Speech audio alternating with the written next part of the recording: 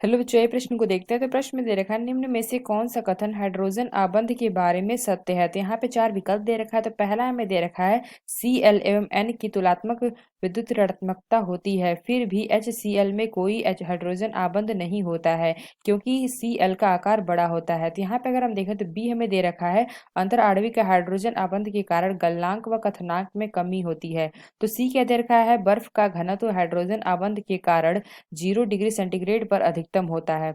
तो डी क्या दे रखा है, के Cl2 माइनस अस्तित्व में रहता है, किंतु HF HCl में हाइड्रोजन आबंध की कमी के कारण अस्तित्व में नहीं रहता है। आइए मुख्य अवधारणा की चर्चा करते हैं। मुख्य अवधारणा। तो प्रश्न में हमें एक कथन दे रखा है, तो हमें बताना है कि कौन सा हमारा कथन जो है सत्य है। तो पहला अगर हम देखें तो पहला हमें दे रखा है, क्लोरीन एवं हमें नाइट्रोजन की तुलनात्मक विद्युत ऋणात्मकता होती है, फिर भी HCl में कोई हाइड्रोजन बंध नहीं होता है क्योंकि Cl का आकार बड़ा होता है। तो ये जो हमें कथन दे रखा है, यह कथन हमारा सत्य है। क्योंकि अगर हम देखें तो यहाँ पे हमें क्या दे रखा है, N दे रखा है और हमें क्या दे रखा है, Cl दे रखा है। तो N में अगर हमारा देखें तो N में हमारा क्या होता है, हाइड्रोजन बॉन्ड होते हैं, हाइड्रोजन बंध होता है। जबकि हमारा Cl है यानी क्लोरीन में अगर हम देखें तो इसमें हमारा क्या होता है, हाइड्रोजन बंध नहीं होता है क्योंकि यहाँ पे हमारा क्या होता है, Cl का आकार बड़ा होता है। तो हम जानते हैं कि हाइड्रोजन आबंध के लिए परमाणु का आकार छोटा होना चाहिए। तो यहाँ पे हमने क्या देखा कि हाइड्रोजन आबंध के लिए परमाणु का आकार छोटा होना चाहिए, लेकिन अगर हम देखें तो Cl का जो आकार होता है हमारा क्या होता है, बड़ा होता है, इसलिए इसमें हाइड्रोजन बंध नहीं होता है।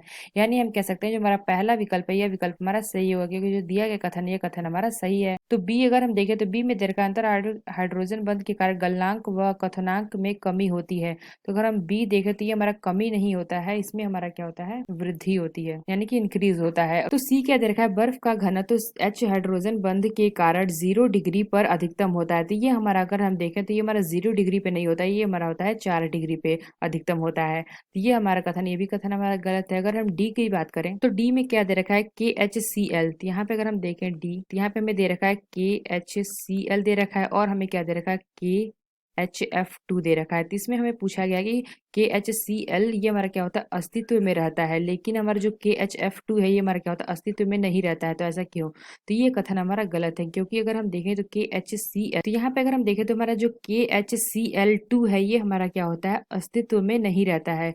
यानी अगर हम देखें तो ये हमारा क्या होता है, अस्तित्व में ये हमारा क्या होता है, नहीं रहता है।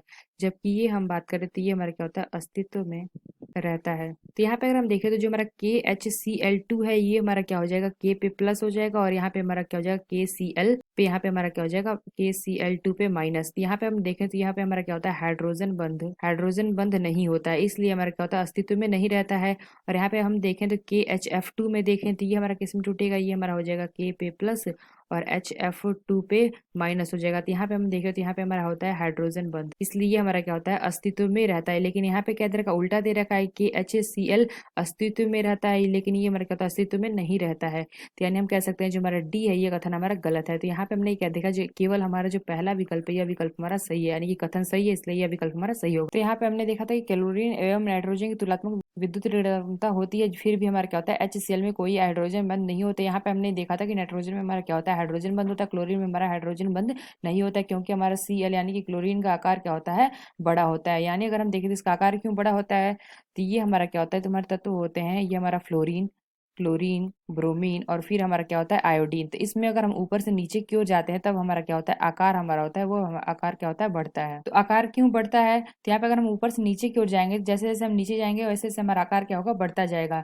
तो इसमें क्या होता है, कोषों की संख्या बढ़ने लगती है, इससे हमारा क्या होता है, आकार भी बढ़ता है। अगर इसमें बात करें तो विद्युत ऋणात्मकता क्या होती है, हमारी घटती है। तो वही अपने यहाँ पे देखा था कि क्लोरीन का आकार क्या होता है, बड़ा होता है, इसलिए हमारा क्या होता है, इसमें हाइड्रोजन बंध नहीं बनता है, इसलिए हमारा क्या होता है, जो दिया गया कथन ये कथन हमारा सही है। और बी में हमने क्या देखा था, यहाँ पे देखा कमी होता है, तो यहाँ पे हमने देखा इसमें क्या होता है, वृद्धि होता है, यह विकल्प हमारा गलत है। सी में हमने क्या देखा, ये हमारे 4 डिग्री सेंटीग्रेड पे क्या होता है, अधिकतम होता है, तो यह हमारा दे रखा था 0 दिया, इसलिए ये भी हमारा गलत है। तो जो हमारा क्लोरीन होता है एक विद्युत ऋणात्मक तत्व है, जिसके उत्कृष्ट गैस विन्यास में से एक इलेक्ट्रॉन कम होता है और ये एक इलेक्ट्रॉन को आसानी से प्राप्त करने के लिए यह पर्याप्त बड़ा आकार होता है। तो यहाँ पे हमने क्या देखा, जो हमारा पहला कथन दे रखा है ये कथन हमारा सही है, क्लोरीन का हमारा आकार बड़ा होता है, इसलिए इसमें हाइड्रोजन बंध नहीं बनता है।